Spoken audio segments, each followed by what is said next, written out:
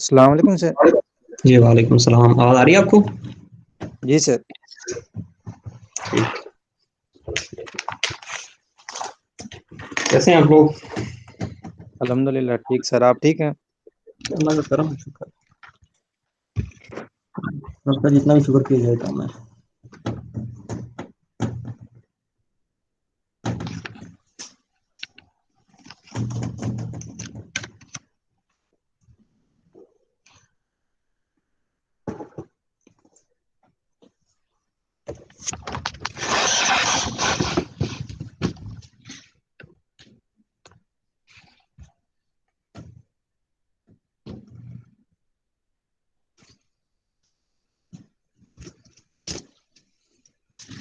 बिस्मिल्लाहिर्रहमानिर्रहीम। क्लास आज के हम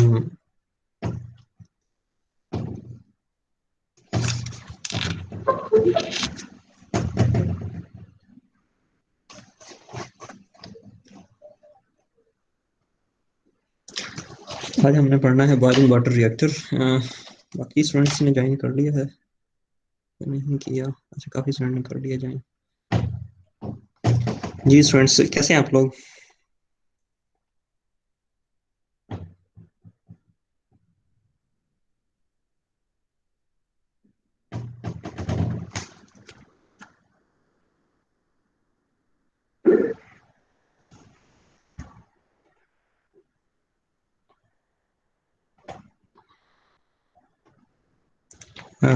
कम्प्लेक्स इंजीनियरिंग प्रॉब्लम आपने सॉल्व कर लिया, उसमें कोई इशू तो नहीं आया?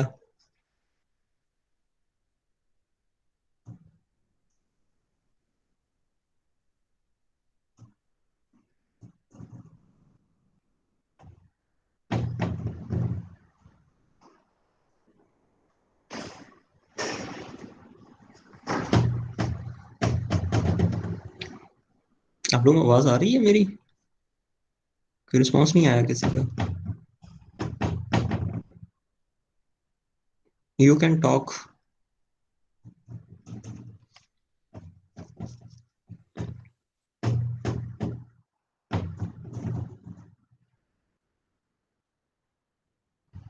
अच्छा, एक स्टूडेंट ने कहा है वो सॉल्व, तो उसमें कोई इशू तो नहीं था आपका?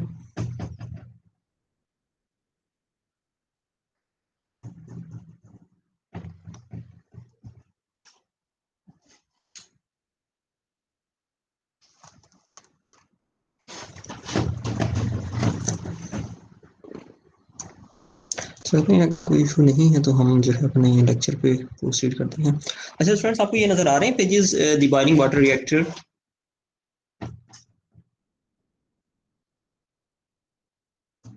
स्क्रीन शो हो रही है आपको?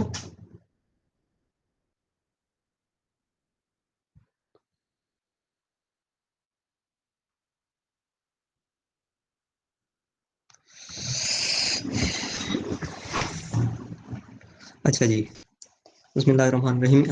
Today we will start BWR. Lastly, we have covered PWR. The difference between these two nuclear reactor is PWR में प्रेशर बहुत हाई होता है, तकरीबन 155 के करीब होता है, बार 155 बार, और ऑब्वियसली उसके अगेंस्ट थोड़ा सा टेम्परेचर भी ज़्यादा होगा। और BWR में प्रेशर जो है वो तकरीबन 70 बार के करीब होता है। उसमें हम बॉइलिंग को अवॉइड करते हैं प्रेशर बढ़ा के, इसमें हम बॉइलिंग होने देते हैं और स्टीम फिर जनरेट होती है, आपको पता ही है फिनोमिना का, और ये होता है 70 बार पे। तो हम स्टार्ट करते हैं इसको। तो the boiling water reactor BWR, the BWR has a function closely resembling that of boiler in a conventional fossil fuel steam power plant and is basically simpler than it. तो BWR है, उसका function resemble करता है, मुशाबत रखता है as compare to the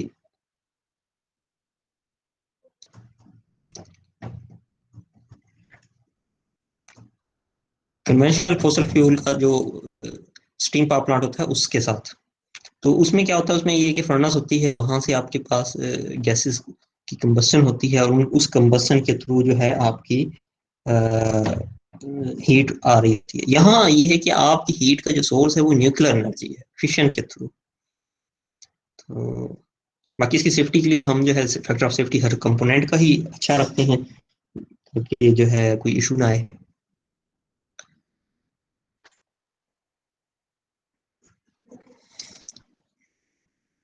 boiler heat is transmitted, अभी boiler के अंदर की बात कर रहा है। हीट ट्रांसमिट होती है from the furnace to the water indirectly, partly by radiation, partly by convection and partly by conduction. Combustion gas is used as an intermediate agent और कूलेंट, जिसमें कंबस्शन गैसेस जो होती हैं वो कूलेंट के तौर पे भी यूज होती हैं। अच्छा, आप इस पॉइंट का है आपको आइडिया के तौर पे कैसे यूज होती हैं? फर्नेस की बात की कर रहा है वो, बॉयलर में जो होता है ना, ये यानी कन्वेंशनल की बात कर रहा है। कोई स्टूडेंट इसमें पार्टिसिपेट करना चाहे तो कर सकता है, बताना चाहे।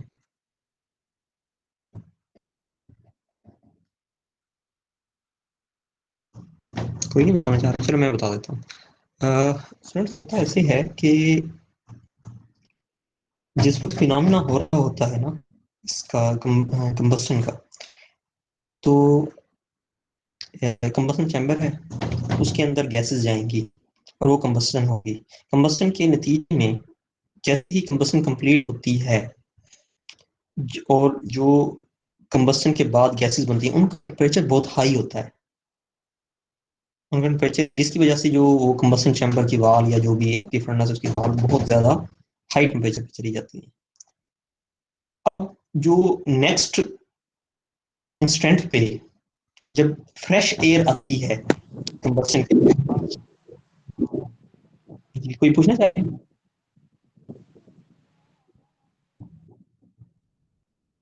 अच्छा, नेक्स्ट इंस्टेंट पे जब कोई वो करना चाह रहा है, नेक्स्ट इंस्टेंट पे कंबस्टन गैसेस आती हैं, जब वो आ रही हैं बर्न होने से पहले उनका temperature as compare to burn जो हो चुके हैं ऑलरेडी उसकी निस्बत बहुत कम होता है। तो ये वाली जो गैसें जाएंगी वो क्या करेंगी, वो सिलेंडर के अंदर जो टेम्परेचर बढ़ चुका है उसको रिड्यूस करेंगे, जिसकी वजह से सिलेंडर की जो लाइफ है या जो मेटलर्जिकल लिमिट है वो बढ़ जाती है। तो ये बेसिकली इसने समझाया है। अच्छा जी, उसके बाद अच्छा ये तो उसने कन्वेक्शन की बात कर दी, फिर उसमें कंडक्शन के थ्रू भी, कन्वेक्शन के थ्रू भी और रेडिएशन के थ्रू हो रही है।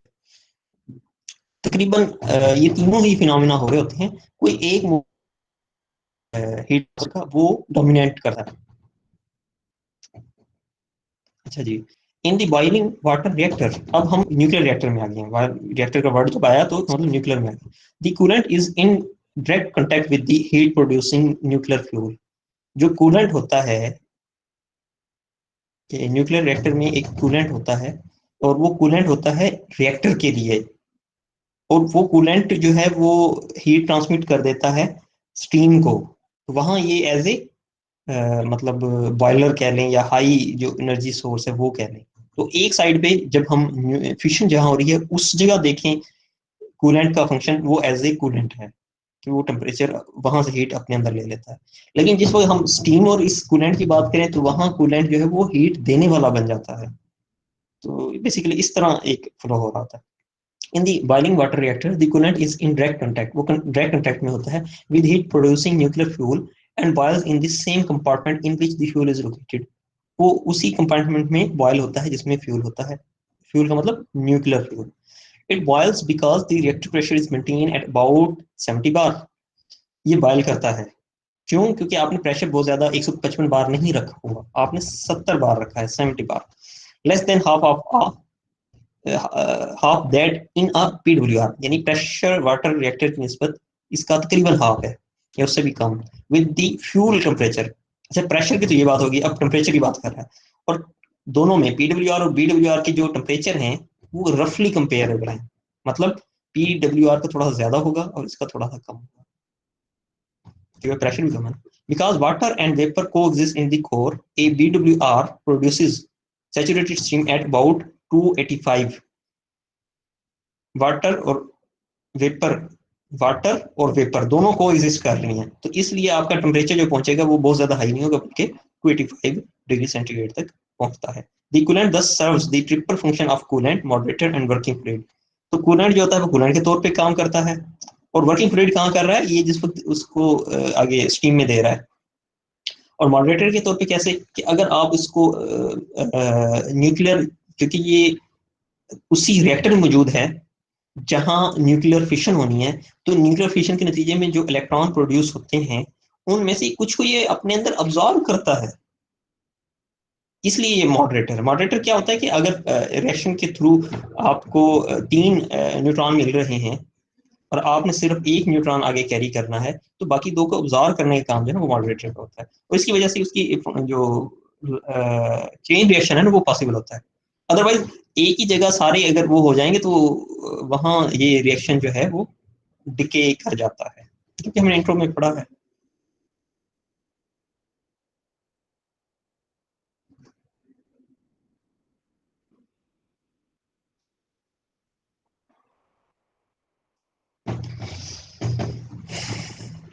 In its simplest form, boiling water reactor power plant consists of a reactor। अच्छा, ये अब आप देखने के इसकी कंपोनेंट्स कौन कौन से हैं। रिएक्टर होता है, इसमें टरबाइन जनरेटर होता है, कंडेंसर होता है, और एसोसिएटेड इक्विपमेंट यानी एयर इजेक्टर, कूलिंग सिस्टम वगैरह, और फीड पंप होता है।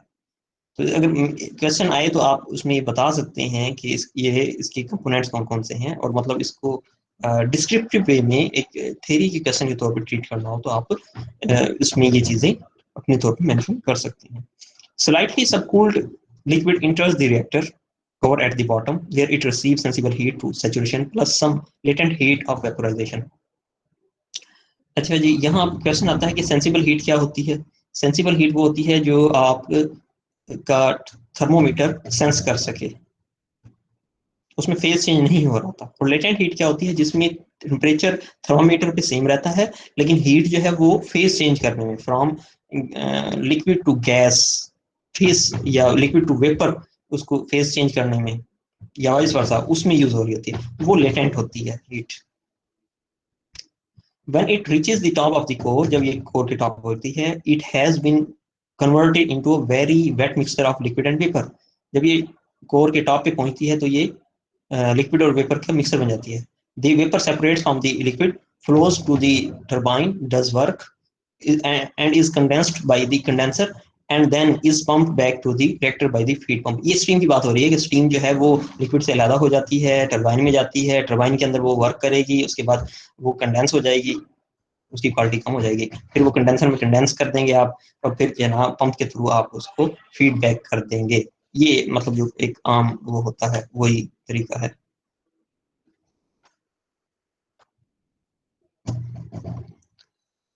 यहाँ से अगर मैं आपको थोड़ा सा समझाना चाहूँ तो इसमें बेसिकली क्या है, ये आपका न्यूक्लियर रिएक्टर की कोर है। यहाँ से आपके मतलब वाटर इसमें आएगा, आने के बाद यहाँ हीटअप होगा, हीटअप होने के बाद यहाँ जो मिक्सर जाएगा वो वेट होगा। वेट मिक्सर का मतलब क्या है कि स्टीम भी है, वाटर भी है, जो वो फिर इस ड्रम में चला जाता है, स्टीम स्प्रेटर में। तो स्टीम स्प्रेटर क्या करता है, जैसे कि नाम शो कर रहा है कि उसमें स्टीम ऊपर चली जाती है और वाटर जो है नीचे चला जाता है। और सर्कुलेशन जो है ये नेचुरली भी हो सकती है डेंसिटी डिफरेंशियल की वजह से, या ये आप यहाँ कोई पंप लगा के भी कर सकते हैं जो कि इस के सर्कुलेट करे। अच्छा, यहाँ से जब वो गई जाएगी स्टीम इस जगह से, तो वो कहाँ जाएगी, टरबाइन में, वहां वर्क करेगी, उसके बाद कंडेंस में जाएगी, कंडेंस होगी, कंडेंस होने के बाद फिर पंप में जाएगी, पंप उसको फीड वाटर पंप करेगा, और फिर आगे आपके इस जो ये यहाँ से स्टीम अलग हुई थी ना, तो यहाँ नीचे वाटर आया था, तो ये वाली स्टीम इस साइकिल से गुजरने के बाद इस वाटर में दोबारा कंबाइन होके टोटल मैस एम आई के इक्वल आ जाती है। तो मैं कह सकता हूँ कि एम आई इक्वल होगा इन दोनों किस्म के, M F plus M D. और एम डी को अगर देखा जाए तो एम डी बेसिकली वही है जो कि एम जी है। ये देख रहे हैं, ये एम जी, ये वाला एम जी और ये वाला एम डी, ये दोनों एक ही चीज है, क्वांटिटी वाइज एक ही है। ठीक है, ये दोनों इक्वल होंगे। और यहां से देखा जाए एम आई, तो एम आई में क्या है, एम एफ और एम डी इक्वल है, एम एफ और एम डी दोनों का सम किया जाए तो वो mi है। तो इस तरह ये बेसिकली एक साइकिल चल रहा है। इसको हम डिटेल में आगे थोड़ा सा डिस्कस करेंगे।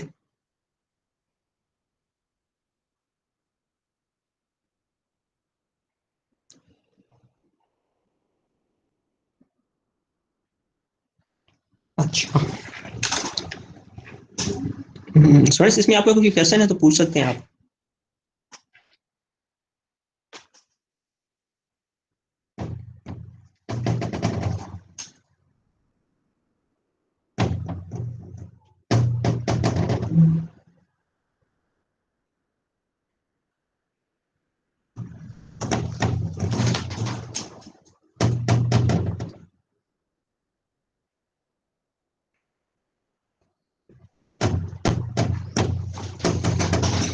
आई थिंक किसी का कोई क्वेश्चन नहीं है। चलो फिर हम जो है इसको कंटिन्यू करते हैं, मैं जहाँ से पढ़ा रहा था। अच्छा जी, हमने ये वाला पैराग्राफ पढ़ लिया था। अच्छा क्लास, ये वाला पैराग्राफ दोनों सेम है, तो इसमें से ये वाला आप चाहे डिलीट कर लें, ये वाला, यानी ये जो है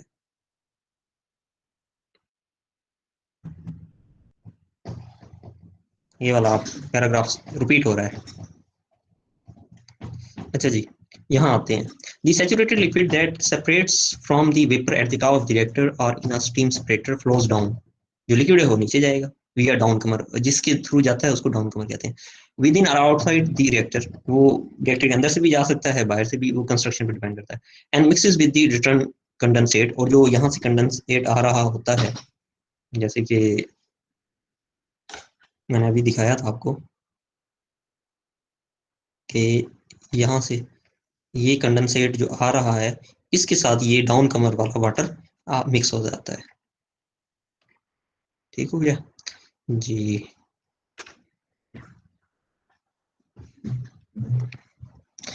अच्छा जी, this recirculating coolant flows either naturally, ये नेचुरल फ्लो करेगा कूलेंट जो है, by the density differential between the liquid and the down Qamar.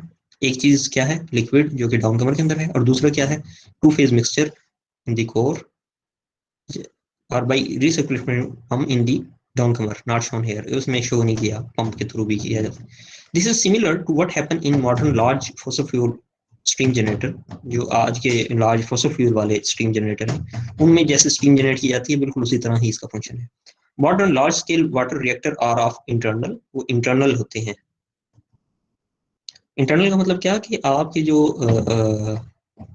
Down कमर की जो लाइनिंग है या जो उसका पाथ है, वो कोर के अंदर ही होता है, और वो होता है फोर्स्ड रिसर्कुलेशन टाइप के। फोर्स का मतलब ये कि आप खुद पंप के थ्रू उसको रिसर्कुलेट करते हैं। अच्छा, अब यहाँ थोड़ी सी कुछ चीजें आई हैं, वो मैं आपको बता देता हूँ जी। सबसे पहले ये एक डेफिनेशन है। डेफिनेशन क्या है, recirculation ratio, the ratio of the recirculation liquid to the saturated vapor produced is called recirculation ratio। ये किस किस रेशियो है, liquid to the saturated vapor, ratio of liquid to saturated vapor is called recirculation ratio। मैं इसको जरा ऊपर कर लेता हूँ ताकि आपको डायग्राम भी नजर आए। जब मैं ये करता हूँ जी, जब मैं ये करता हूँ तो उसमें सिंपली क्या है, वो ये कह रहा है कि रीसर्कुलेशन रेशियो क्या है, ये है जी लिक्विड, ठीक है, लिक्विड टू सैचुरेटेड वेपर, ये वाली एम जी और एम एफ, इन दोनों की रेशो। ऊपर क्या आएगा, लिक्विड, क्योंकि उसने शुरू में ना लिक्विड की जिक्र किया है, ये देखें, रीसर्कुलेशन लिक्विड और सैचुरेटेड वेपर। तो एम एफ और एम जी की रेशो जो है वो रीसर्कुलेशन रेशो कहलाएगी। ये क्वेश्चन 10.10। तो मैं यहाँ साथ ही आपको समझाने के लिए लिख देता हूँ कि आर इज, जो कि रीसर्कुलेशन रेशो है, that is equal to M F over M G dot. तो mass fuel, sorry, mass flow rate of liquid और mass flow rate of vapor, इन दोनों की रेशियो जो है वो R है, रिसर्कुलेशन रेशियो। इसको आप कह दें इक्वेशन 10.10। ठीक हो गया। अच्छा जी, जो boiling water core exit quality, अच्छा ये जो होती है आर, ये जो आर है ये फंक्शन है एवरेज एग्जिट क्वालिटी का। क्वालिटी आपको पता ही है कि मतलब कितने परसेंट उसमें मॉइस्चर कंटेंट है, ठीक है। Boiling water core exit qualities are low, कम होती हैं 10 से 14%, so that recirculation ratio in the range of 6 to 10 are common. तो रिसर्कुलेशन रेशो जो होती है वो 6 से 10 तक होती है। This is necessary to avoid large wide fraction in the core, ये कोर के अंदर वाइड फ्रैक्शन को अवॉइड करने के लिए जरूरी है, which would materially lower the moderating power of the coolant and possibly result in low heat coefficient और vapour blanketing and burn out. ये इसके नुकसान होंगे वाइड फ्रैक्शन के। अच्छा, इसके बाद ये वाला जो सर्कल है ये मैं आपको अपने अल्फाज में थोड़ा समझा देता हूँ, ये आसान रहेगा आपको। तो जी, एक तो मैंने ये बताया था आपको कि ये according to definition M F over M G होता है रिसर्कुलेशन रेशो आर, इसको हम कहते हैं जी 10.10। दूसरा है G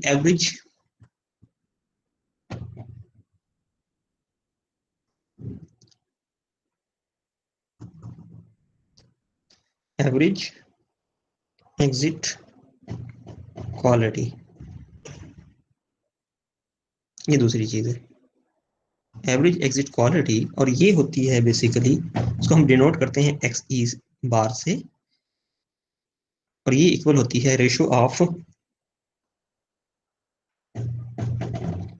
M G over total, यानी जो आपकी स्टीम बनी है ओवर टोटल। टोटल क्या है? एम आई।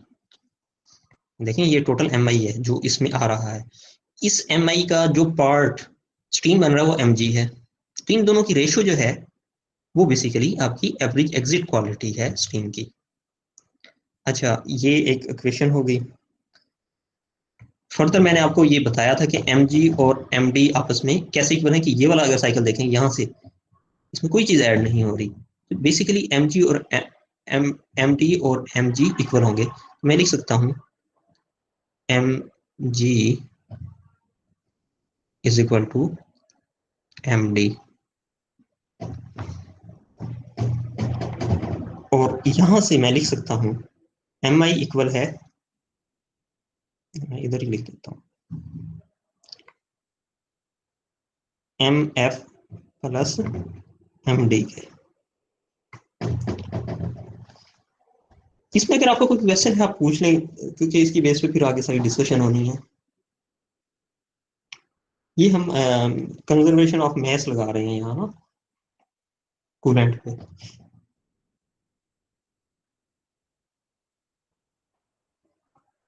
अच्छा, कोई क्वेश्चन नहीं है, गुड। अब हम मैं कमेंट नहीं पढ़ पा रहा, शायद किसी ने कमेंट किया हो, एक मिनट मैं देख लेता हूँ।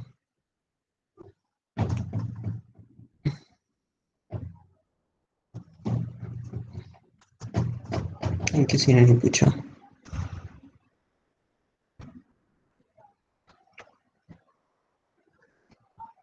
अच्छा, क्लियर है, चलो ये तो अच्छा है अगर क्लियर है। वैसे टॉपिक ये इजी है और मैं कोशिश कर रहा हूँ इसको इजी ही रखें। अच्छा जी, यहाँ तक दो बातें हो गई, एक तो रिसर्कुलर रेशो की जो कि लिक्विड से गैस की रेशो है, दूसरी ये है कि जो आपकी लिक्विड से वेपर कह लें, गैस थोड़ी सी और हो जाती है, वेपर कह लें, लिक्विड से वेपर की रेशो रिसर्कुलेशन रेशो है, और वेपर से टोटल की रेशो जो है वो आपकी क्वालिटी होती है। शायद क्यों नहीं जान करना चाह रहा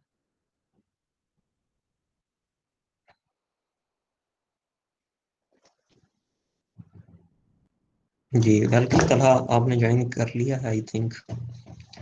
अच्छा जी, क्लास हम पढ़ रहे हैं जी, रिसर्कुलर रेशियो क्या थी? वाटर से वेपर की रेशो, और वेपर से टोटल की रेशो जो है वो क्वालिटी है। अब हमने ये करना है कि इनका आर का और एक्स सी का आपस में रिलेशन ढूंढना है, वो हम ढूंढ सकते हैं, कोई इतना मसला नहीं है।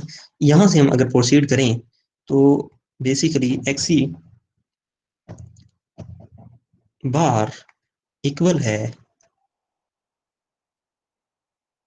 एम जी बार डॉट और एम आई मेरे पास किसके इक्वल है, M F plus M D के, और एम डी फर्दर किसके इक्वल है, एम जी के। तो मैं लिख सकता हूँ एम आई को मैं इक्वल लिख सकता हूँ M F plus M G. तो ये आ जाएगा M F dot plus M G का डॉट। अच्छा, ये डॉट है हर जगह, रेट है ना, मैथ रेट। अगर मैं इसको उल्टा दूं दोनों साइड तो ये आ जाएगा 1/एक्स E is equal to bar equal आ जाएगा M F dot plus M G dot और एम जी का डॉट। ये फर्दर इक्वल आ जाएगा 1/एक्स ई इक्वल आ जाएगा, ये आ जाएगा एम एफ और एम जी प्लस आ जाएगा 1। अच्छा, किसी ने ज्वाइन किया है शायद।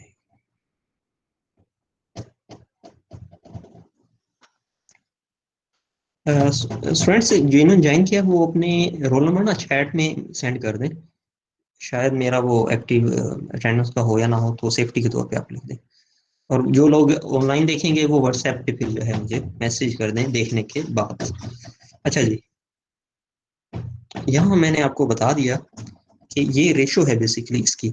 यहाँ से ये जो चीज एम एफ और एम जी, ये बेसिकली अगर आप देखें आर है ना, तो इसको मैं लिख सकता हूँ। पहले मैं थोड़ा सा ऊपर कर लूँ पेज को।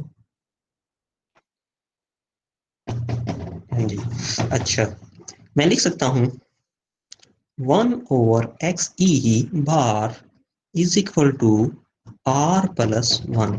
यहां से मैं आर की वैल्यू निकालना चाहूँ तो बेसिकली वो इक्वल आएगा 1/एक्स ई बार माइनस 1, यानी ये फर्दर इक्वल आ जाएगा 1 माइनस एक्स ई बार ओवर एक्स ई। तो ये बेसिकली रिलेशन बन गया रिसर्कुलेशन रेशो और क्वालिटी का। थोड़ा सा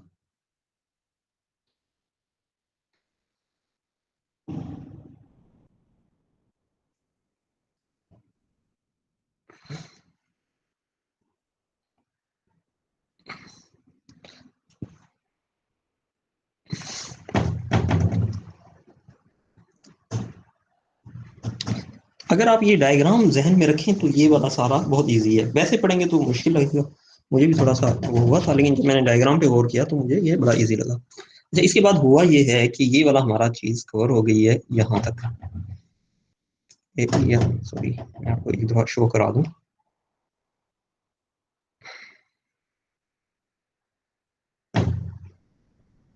अच्छा जी, यहाँ से लेके और यहाँ तक हमारी कवर हो चुकी है ये वाला पेज। अब हम सॉरी,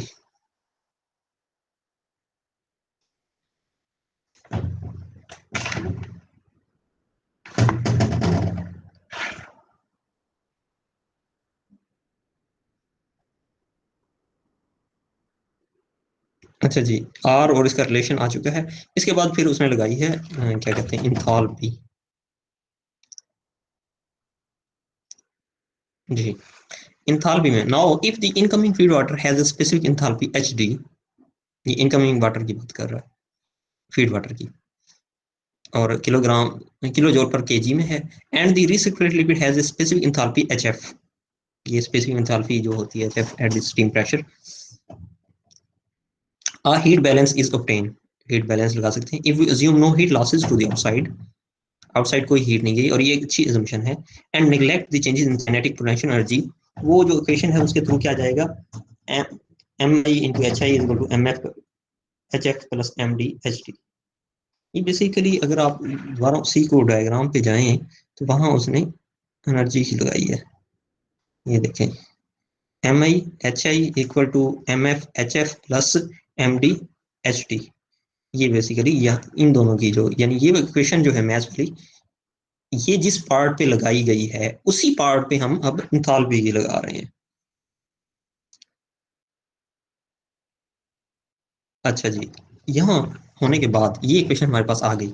इसके बाद जो अभी हमने रिलेशन डेवलप किए थे उनको हम पुट करेंगे तो ये आ जाएगा। बेसिकली यहाँ हम कर क्या रहे हैं, इससे नेक्स्ट स्टेप मैं इसी के ऊपर कर रहा हूँ, लेकिन आप इसे नेक्स्ट स्टेप में कीजिएगा। वो है इसको डिवाइड कर दें एम आई से, एम आई से, एम आई डॉट से। इसको मैंने डिवाइड कर दिया एम आई डॉट से, तो क्या हुआ, ये आ गया एच आई वैसे ही, और ये क्या बनेगा एम एफ और M I plus M D. M D को मैं एम जी लिख दूं, क्योंकि हमने शुरू में वो देखा था कि ये दोनों इक्वल थे, over M I into H D. M G और एम आई ये ज़रा हम देखते हैं, अभी हमने जो डेवलप किए हैं उनमें से।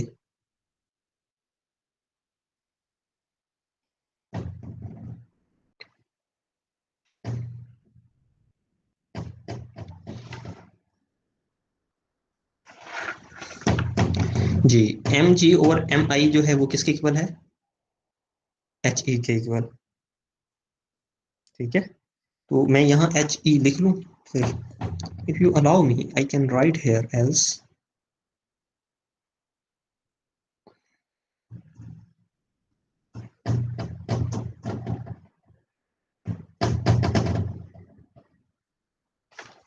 जी, यहाँ मैं इसकी जगह एच ई लिख दूँ। ठीक है, यानी फर्दर इक्वेशन क्या बनेगी, एच आई, शायद आपको नजर ना आए, मैं इधर लिखने की बजाय कहीं और लिखता हूँ साइड में।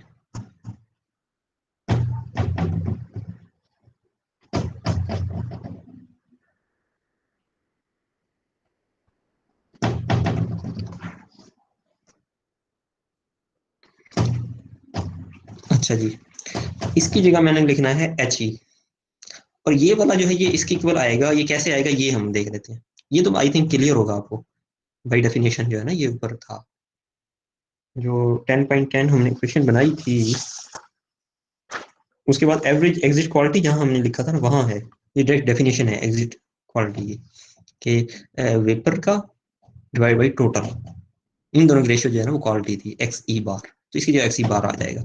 हाँ, ये इसके इक्वल कैसे आता है ये जरा हम देख लेते हैं।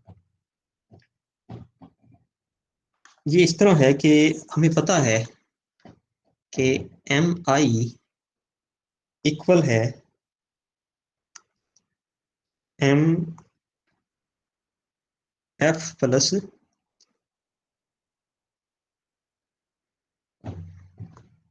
एम, बेसिकली ये है एम डी, और एम डी इक्वल था एम जी के, इसलिए मैं एम जी के इक्वल लिख रहा हूँ। मैं दिखा भी देता हूँ डायग्राम में दोबारा। ये है जी एम आई, ये क्या है M F plus M D, और ये वाला एम डी फर्दर इक्वल किसके था, एम जी के, क्योंकि ये वाला सर्कल जा रहा है इसका, तो एम जी और एम डी इक्वल है, तो इसलिए मैंने लिख दिया M I is equal to M F plus M G. I think you got it. जी, हमने करना क्या है, यहाँ से रेशियो निकालनी है एम एफ और एम आई की, तो सिंपल इसको डिवाइड करें, तो ये एम आई पे डिवाइड कर दें, तो ये मेरे पास 1 आ जाएगा is equal to M F और M I plus M G और एम आई, और एम जी और एम आई किसके इक्वल था, ये वाला एक्स ई के इक्वल, तो मैं लिख सकता हूँ 1 इज इक्वल टू, ये तो आ जाएगा एक्स ई बार, और ये जो है ये हमने निकालना है, तो इसकी वैल्यू जो हम यहाँ पुट करना चाह रहे हैं इसकी जगह, वो बेसिकली क्या बन जाएगी, वो बन जाएगी 1 minus X E bar is equal to M F और एम आई। ये मेरे पास इक्वेशन बन गई। सॉरी, ये इन सर्कल सही नहीं किया।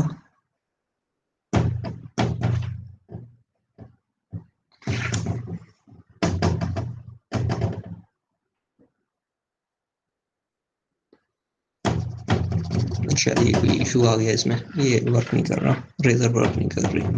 एनी हाउ, ये वाला जब मैं यहाँ पुट करता हूँ तो मेरे पास ये इक्वेशन आ जाती है। इसको फर्दर आप अगर सिंप्लीफाई करके आपके पास ये इक्वेशन आ जाती है,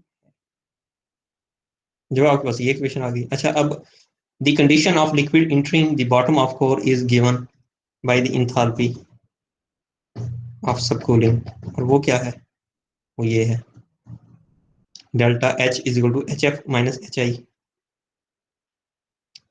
HF माइनस HI अगर हम करें तो ये हमारे पास ऑफकोर्स जो हमारे पास डाउन कमर में लिक्विड आ रहा है HF जो है उस वो आ तो स्टीम के साथ अटैच होकर आ रहा है, उसकी यानी इंथैल्पी ज़्यादा होगी। उसमें से जो फीड वाटर का कंपोनेंट ऐड होने के बाद HI आया है तो कम होगा, इसलिए इन दोनों का डिफरेंस हमने लिया, क्योंकि डिग्री ऑफ सब कूलिंग है और वो इक्वल फर्दर इसके आ जाएगा यहाँ ऊपर जो इक्वेशन है इसी से HF माइनस HT तो ये इंटू एक्स बार ये डिग्री ऑफ सब कूलिंग है। अच्छा जी, तकरीबन हमारा टॉपिक कंप्लीट हो गया है, शायद एक आध पैराग्राफ है थोड़ा सा।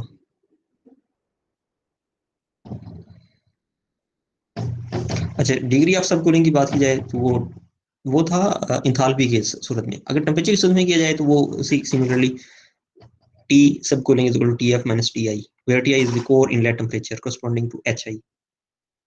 HI पे जो TI है टेम्परेचर वो है। The total heat generation QR can be obtained from a heat balance on the core as a system or on this reactor as a system. reactor पे या core पे आप as a system लें तो वो आपके पास total heat generation आ जाएगी। The two relations which yield identical result are QT is equal to MI into HF plus HE in bar into HFG minus HI। ये कर लें या फिर ये mg into hg minus hd, तो ये आ जाएगा। आई थिंक यहाँ तक इनफ है। बाकी ये एक चीज याद रखें कि ये लोड फॉलिंग नहीं है। A major drawback of the react cycle is that reactor is not load falling. क्यों नहीं है वो सारी फिर आगे इसने पूरा एक नया टॉपिक किया है, लेकिन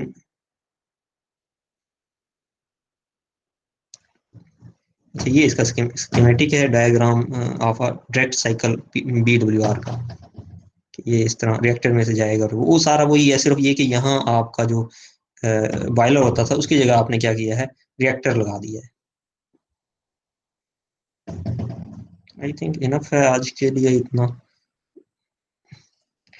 अच्छा ये जो स्टेट ऑफ रिफेयर, अच्छा ये बात हो रही थी पीछे उसकी लोड फॉलिंग की कि ये लोड फॉलिंग नहीं होता, तो वो कैसे करेक्ट किया जा सकता है? वो किया जाता है बाईपास कंट्रोल से, डुअल प्रेशर साइकिल से, या over moderated reactor in which widening result in a reduced loss of neutron due to water absorption and hence increased power and recirculation control। बस इनके नाम आप बता होने चाहिए, तो जो लास्ट मेथड है वो नाम लेकर आप करते हैं। तो मेरा ख्याल से आज के लिए इतना बहुत है, फर्दर हम नेक्स्ट टॉपिक पढ़ेंगे। वैसे तो इसके बाद ये टॉपिक है जो मैं नहीं करवा रहा आपको, जस्ट आपका टच दिया है मैंने BWR का, that is enough. Okay, final project भी होगा तो इस वजह से हम जो है ना जो कंटेंट है जस्ट उनको टच लाजमी कर लें, लेकिन ये वाला मैं आपको नहीं करवा रहा। यानी 10.7 कंप्लीट है ना, 10.9 10.8 नहीं है, 10.9 भी नहीं है, और ये आप अपने तौर पर पढ़ लीजिएगा ये वाला। पावर प्लांट में ये कि जो उसने वहां जिक्र किया है उसके बाद यहाँ ना अब कैपेसिटीज के तौर पे जिक्र करेगा कितनी कितनी वैल्यूज है, तो ये आप अपने तौर पर पढ़ लेना। अगर ऑनलाइन हुआ तो ये पार्ट है, अगर ऑन कैंपस हुआ तो ये वाला टॉपिक पार्ट नहीं होगा। 10.9 अगर ऑन कैंपस एग्जाम होता है तो ये पार्ट नहीं होगा, अगर ऑनलाइन होता है फिर तो ऑफ कोर्स थोड़ी हमारी मजबूरी है। अच्छा ये हो जाएगा, ये नेक्स्ट टाइम हम फिर ये पढ़ेंगे इंशाल्लाह 10.11 GCR। तो क्लास अगर आपको कोई क्वेश्चन है पूछ लें, आई थिंक हम टाइम के अंदर अंदर रहे हैं।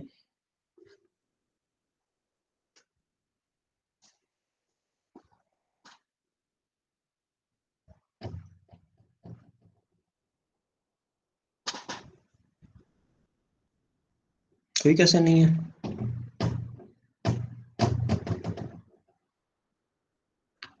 रोल नंबर सबने सेंड कर दिए हैं आई थिंक, तो that's good. Roll number chat में सेंड कर दें अगर किसी का रहता है, तो हम फिर ये वाइंड अप कर लेते हैं लेक्चर। 3 मिनट हैं, किसी ने कोई पूछना है तो पूछ सकते हैं।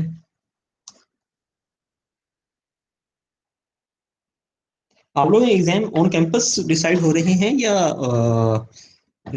virtually हो रहे हैं।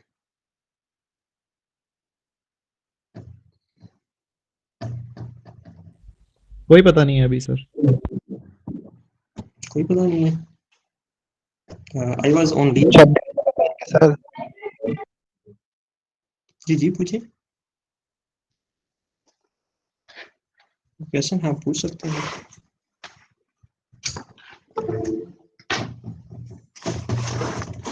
कोई क्वेश्चन अगर आपका है तो पूछ सकते हैं तो।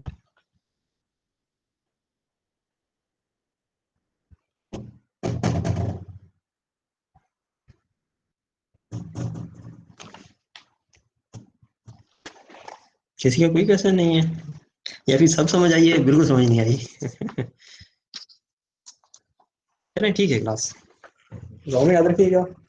अल्लाह हाफिज। कल की अच्छा सॉरी, क्लास आखिर में एक चीज, कल की क्लास हम कितने बजे रखें? जुम्मा का टाइम क्योंकि डिफरेंट होता है, तो एक तो ये है कि हम उसी टाइम पे क्लास ले लें। जो लोग जुम्मा पढ़ने जाएंगे वो बाद में जब वॉच कर लें तो मुझे मैसेज कर दें, लेकिन जो लोग जुम्मा पढ़ चुके होंगे वो एटलीस्ट ज्वाइन करें ताकि क्लास जो है वो हो जाए। ठीक है, या उसका टाइम हम फिर आगे बढ़ा दें?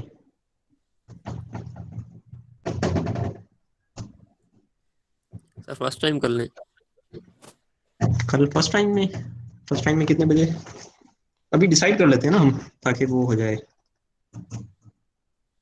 एक स्टूडेंट ने कहा है 2:30 के बाद, तो 3 बजे भी रखा जा सकता है, 3 से 4 रख लें, या फिर जुम्मा पढ़ लेते होंगे 3 बजे के करीब तक तो सभी। 3 से 4 ठीक है, चलें ठीक है। कल हाँ इंशाल्लाह फिर हम ना 3 से 4 एक लेक्चर ले लेंगे। 3 से 4 लेक्चर होगा, तो हम उसमें फिर एक्स्ट्रा जो है वो कर लेंगे।